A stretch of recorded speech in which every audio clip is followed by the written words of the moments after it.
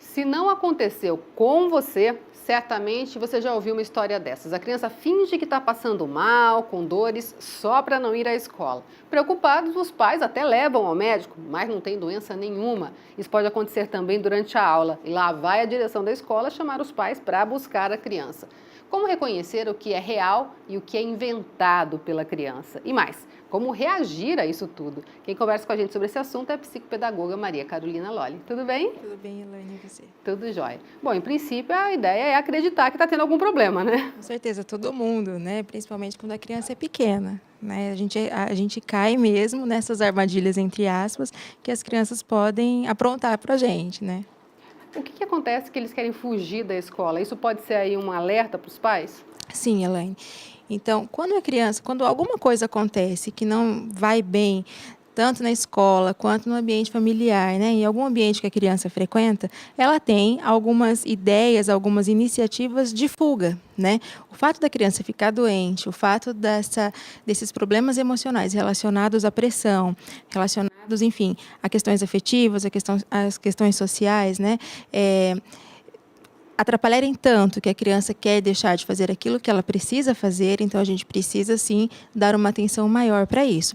Acontece que em alguns casos esses sintomas eles existem, então às vezes a criança ela fica tão nervosa que a cabeça começa a doer sim, que a barriga começa a doer sim, ela começa a criar sintomas, então esses sintomas eles começam a ficar presentes de verdade, de tanto que essa criança acredita que esse sintoma é verdade e de tanto que ela acredita que se ela apresentar alguma coisa diferente, né, ela vai se sair bem de uma situação um pouco difícil para ela. Pode ter a ver com bullying também? A criança está sofrendo bullying, daí ela dá esse jeitinho? Sim, então toda vez que a gente percebe que a criança ficou um pouco mais quieta, chegou da escola, não quer contar o que aconteceu, ou às vezes muda o comportamento em casa, fica um pouco mais quieta, muda o ritmo do sono, a rotina de sono, a rotina alimentar. Tem criança que deixa de comer, tem criança que passa a comer muito, tem criança que muda o tipo de brincadeira. Então, são alguns detalhes, algumas nuances que a gente precisa estar bem atento, que às vezes a gente não repara com a correria do nosso dia a dia, ou até mesmo com a rotina das crianças, né? Às vezes as crianças elas gostam mesmo de mudar a rotina, né? Mas a gente precisa ficar bem atento porque pode ser um indício, sim, de bullying, pode ser indicativo de que ela não está aprendendo, por exemplo, ela está com dificuldade em alguma disciplina da escola, pode ser que algum amigo tenha falado algo que essa criança não gostou, então tudo isso precisa ser averiguado com bastante conversa. Pode ter aquela coisa também, a criança não gosta de estudar, isso existe, isso não existe, a criança só quer saber de brincar, não quer ir para a escola. Então, a gente precisa verificar, então, se existe alguma coisa errada, né?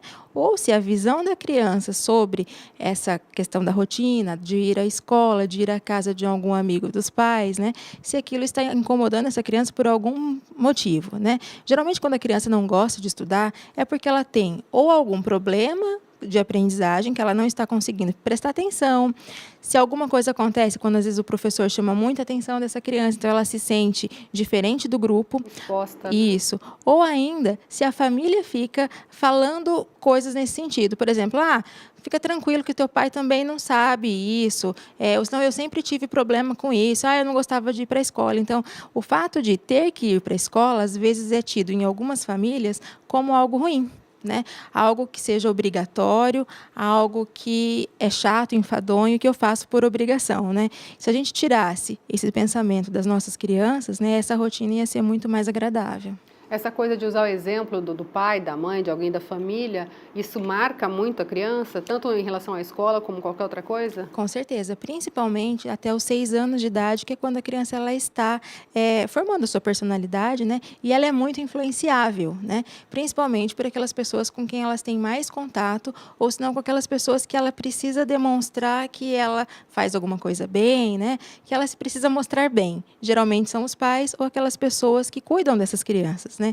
Então, essas pessoas precisam ter muito cuidado, né, com os exemplos, porque nessa fase, até os 6 anos, então, os exemplos precisam ser os melhores possíveis. Qualquer coisa ruim, qualquer comentário, né, a criança ela vai levar isso para o lado pessoal, sim, e ela vai acabar, né, comentando, ou senão ela vai acabar sentindo, apesar de não ter nada a ver, né, mas ela acaba sentindo também aquela coisa negativa. Às vezes a gente fala assim, eu não gosto da sua tia. Então, a criança também ela passa a não gostar dessa tia, apesar dessa tia não ter feito nada para ela, só pelo fato de a mãe ou o pai, alguém, né, ter falado alguma coisa que aconteceu ou que não gosta dessa pessoa, por exemplo. Agora, voltando à escola, então o pai foi buscar, a mãe foi buscar na escola, levou para o médico. Sim. Aí não deu nada, como tirar da criança isso? Porque talvez essa seja uma das partes mais difíceis, principalmente se os pais são meio impositivos, Sim, né? chegar em casa e brigar com a criança, né, dizendo que isso foi errado, dar aquela bronca, deixar de castigo, não vai ajudar em nada. Pelo contrário, a gente só vai favorecer que outros episódios aconteçam. E ainda a gente pode estar favorecendo uma crise, por exemplo, de depressão, que é uma doença, né, silenciosa na maioria das vezes. Então, se a criança não tem nada, foi ao médico, fez aquele show e não aconteceu nada, né, a melhor saída nesses casos é conversar. Se a criança às vezes não quer conversar, senta um pouco com ela para brincar, senta um pouco para fazer uma atividade que ela gosta, que com certeza aos poucos, né, ela vai soltando. E a gente precisa ter em casa também, Elaine, a questão da rotina do diálogo, né, que a gente tem abandonado. Então, muitas vezes a gente não conversa, a gente só briga, a gente não explica aquilo que é certo e errado, aquilo que deve ser feito ou não, né? Então, essa questão de cultivar o diálogo é muito importante também, independente da idade. Em casos mais extremos, aí procurar a ajuda de um profissional mesmo. Com certeza, né? O profissional da psicologia ou um psiquiatra, né? Dependendo do caso, quando esses episódios eles são corriqueiros, quando acontecem com muita frequência, né? A gente precisa averiguar se isso tem uma questão, tem um fundo emocional bem sério, né? Ou se a criança está fazendo aquilo por algum motivo que a gente desconhece. Então, é sempre importante averiguar, conversar com a criança e, se não conseguir, se não tiver resultado, procurar alguém que saiba ajudar. E se descobrir, de repente, o motivo, tentar conversar para que a criança consiga resolver isso também, né? Com certeza. Então, a conversa é sempre a melhor saída, né? Às vezes a gente conta também com a ajuda dos professores na escola, com a equipe pedagógica. Às vezes a professora não tem o tempo de conversar, mas com certeza, certamente vai ter alguém na escola que vai conseguir dar essa atenção mais especializada, que vai conseguir conversar com a criança de uma maneira mais específica e vai ter sucesso aí nessas questões. Legal. Muito obrigada pela participação mais uma Imagine, vez. Helene.